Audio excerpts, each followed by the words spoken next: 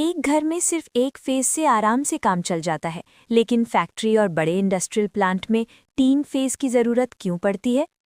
आज 3D में समझते हैं सिंगल फेज और 3 फेज के बीच असली अंतर।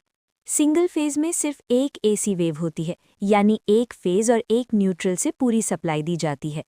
इसमें एक फेज, एक न्यूट्रल और एक अर्थ वायर होती है, और यही सिस्टम छोटे घरों, लाइट, फैन, टीवी और मोबाइल चार्जर जैसे उपकरणों के लिए बिल्कुल पर्याप्त होता है। लेकिन जैसे ही पावर की ज़रूरत बढ़ती है, वहाँ 3 फेज सिस्टम काम आता है।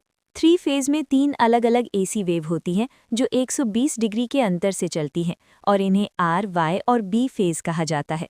इन तीनों फेज के साथ न्यूट्रल और अर्थ भी होती है, जिससे ज़्यादा पावर को संतुलित तरीके से सप्लाई किया जा सकता है। 3 फेज सिस्टम भारी मोटर, लिफ्ट और इंडस्ट्रियल मशीनों को स्मूथ और लगातार पावर देता है, जिससे मोटर ज़्यादा झटके के बिना चलती है। पावर आउटपुट की बात करें तो 3 फेज में पावर ज़्यादा और स्थिर मिलती है, इसलिए बड़े लोड के लिए यही सिस्टम ज़रूरी होता है।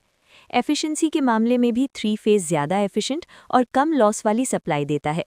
सिंगल फेज में अगर लोड ज़्यादा हो जाए तो वोल्टेज ड्रॉप हो सकता है, लेकिन 3 फेज में लोड को तीनों फेज में बराबर बांटकर बैलेंस किया जा सकता है। जहां सिंगल फेज सस्ता और इंस्टॉल करने में आसान होता है, वहीं 3 फेज थोड़ा महंगा लेकिन ज़्यादा पावरफुल और भरोसेमंद सिस्टम होता है। अब आप साफ समझ गए कि सिंगल फेज और 3 फेज में क्या अंतर है और किस जगह कौन सा सिस्टम इस्तेमाल होता है।